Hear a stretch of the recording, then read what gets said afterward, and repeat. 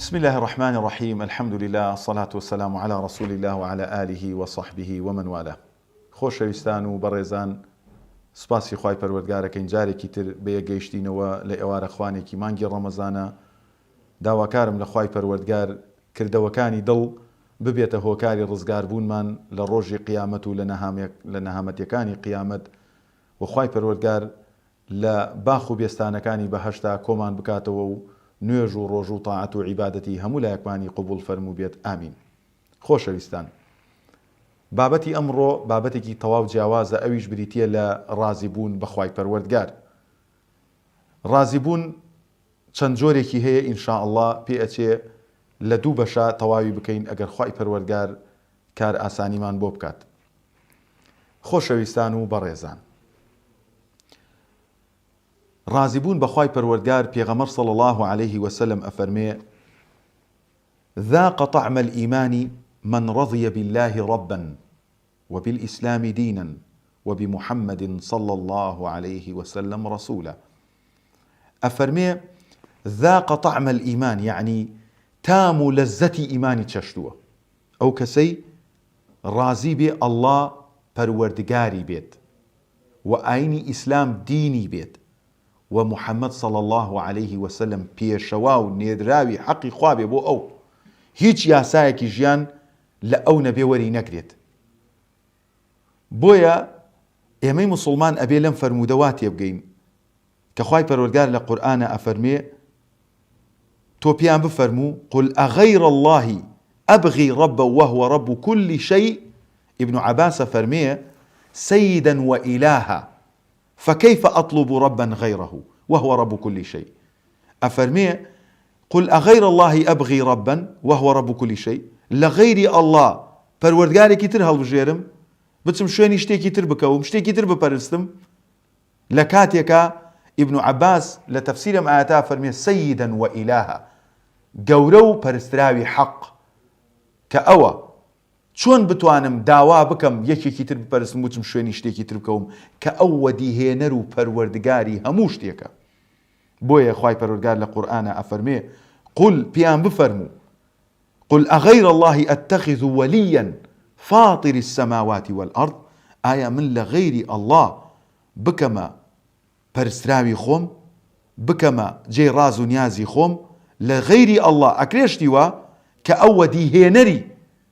همو أرزو آسمان كان، يعني أغير الله أتخذ معبودا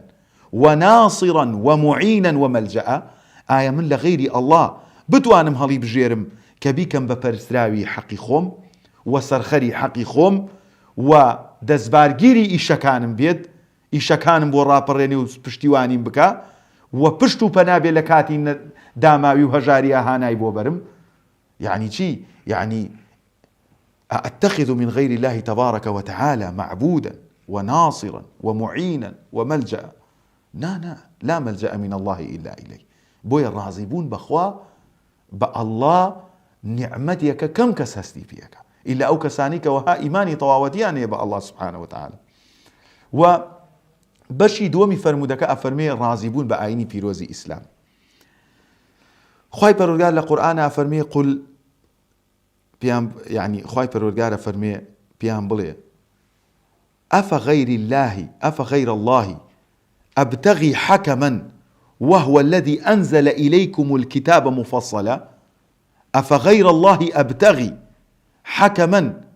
وهو الذي أنزل إليكم الكتاب مفصلا، يعني آية أكريو كردانية من بتم لغير الله هالبجيرم لكاتك هو الذي أنزل إليكم الكتاب مفصلا، كأو كتابي كي بوما ناردو كأبي رازيبي بإسلام كبريتيا لقرآن، قرآني كي ناردو دستور وجيانا تيجي غير دين الإسلام، يعني أي من غير الكتاب والسنة، لغير كتاب والسنة قرآن وشيكروي قرآن كبريتيا لجياني مباركي في غمر عليه الصلاة والسلام ولا سنة بيروزكاني لغير أو أكرم مشتكي ترهل بجيرم كأو كتابي بشيكراوي وبتفاصيلي ناردو بو اوي كمن جيانم بي خوش بي خوش گزاراني دنيا و دوار روش بم. بويا خواهي پروردگار سبحانه وتعالى لقرآن أفرمي: ذلك بأنهم سيري أو كساناك كبشتيان هالكردو لديني خوا ئەو کەسانی کە پشتەکەن لە دینی خوا بۆ هەر دەستور و یاسا و بەرنامەیەکی تر، بۆ هەر ئیشێکی تر، بۆ هەر ڕێگە و ڕێگە چارەیەکی تر لە غەیری ئیسلام، خوای پەروەردگار ئاوا باسییانەکە. ئەفەرمێ ذلك بأنهم اتبعوا ما أسخط الله عليهم، ذلك بأنهم اتبعوا ما أسخط الله عليهم وكرهوا رضوانه فأحبط أعمالهم. هەر کەسێک شوێنی ڕێگەیەک بکەوێت کە خوا غەزەبی لێگرۆ، خوای گەورە غەزەبی کردووە لە ڕێگەی مەیمون و بەراز، غەزەبی کردووە لە ڕێگەی خراپە و خراپەکاری، غەزەبی کردووە لە ڕێگەی گاور و جوولەکە کە دەساتیرێکە ئینسان ئەینووسێتەوە نێر لە نێرمارە بکرێ، ڕیبا حەڵال بکرێ، زینای تیا حەڵال بکرێ، دەستی دزی تیانە بڕێ، ئەو هەموو فەساد و خراپەکاری کە هەیە خوای پەروەردگار لە قورئانە فەرمی ئەوان ڕێگەی ئەوەیان گرت بۆیە خوا غەزەبی لێگردن و هەموو کردەوەکانیشیان پوچەڵ بووی. ساگە کەسێکە توێژینەوەکە کە وەها بینای بەرز دروستەکە وا نەزانێت کردەوەکانی بۆ ئەنووسێ، کردەوەکانی هەر لە دنیا کۆتایی پێدی، لە دوای مردی هیچ شتێکی بۆ نییە. بۆیە خۆشەویستان و هەندێکشان ئەڵێن رضينا بالله ربا وبالإسلام دينا، ألين إمر رازين الله خوامان بي وإسلام آين مان بي، ثم هم بعد ذلك يتبعون القوانين الوضعية. أما يعني شتيكي زور قرنجة إنساني مسلمان بزاني هندي خلق ألين والله إما بروامان بخوة ببيغمري شيء بلام رازيني مان بقرآن، رازيني مان بإسلام، رازين بويك خو مان نسيمانتو أو باشتر لقرآن. أما الكيل بمكيالين، أما شون بي إنسان بم قسانه هەڵبخەڵەتێ. فبۆیە ڕازیبوون بە ئاینی پیرۆزی ئیسلام و خوای پەروەردگار و پێغەمبەر عەلەیهی سەڵات وسەلام و تێکڕای ئومەت ئیجماعیان هەیە لەسەر ئەوە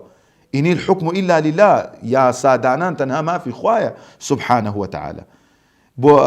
و یەکێکیش لەوانەی کە وەها بە ئەسڵ و بەڕاستی ڕازی نییە بەم بەرنامەیە کە قورئان و سنەتە، ئەوانن چێ؟ الذين يدعون إلى العلمانية وفصل الدين عن الدولة، ئەوانن کە بانگەشەی دنیاگەرایی و عالەمانیەت ئەکەن، عالەمانیەت نەک عیلمانیەت، چکۆم عیلمانی بە وشەیەکی غەڵەتە زانم،